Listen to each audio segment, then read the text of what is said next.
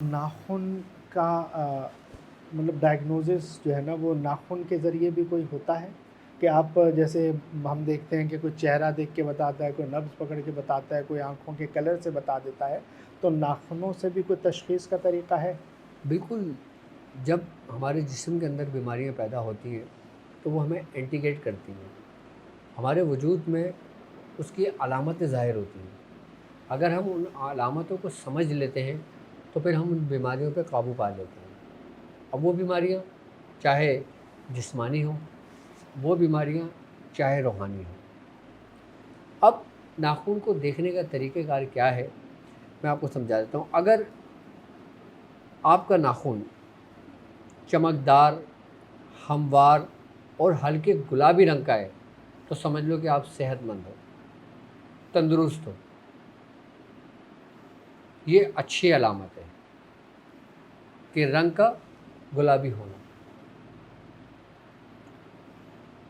اور پھر یاد رکھیں کہ اگر ناخن پیلا پن ہو، سفیدی زیادہ ہو اور اس میں دراریں پڑی ہوئی ہوں، جیسے عموماً لکیریں پڑ جاتی ہیں، تو یہ علامت جو ہوتی ہے یہ بیسیکلی خون کی کمی، جگر کی خرابی، معدے کی خرابی سے ہوتا ہے.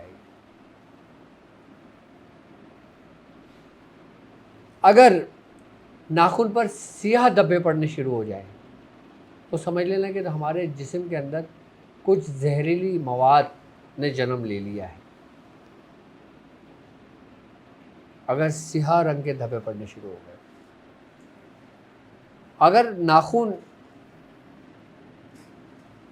میں ایسے جیسے لکیریں پڑتی ہیں اور وہ بالکل نرم ہونے لگے تو یہ نظر بد کی علامت ہوتی ہے.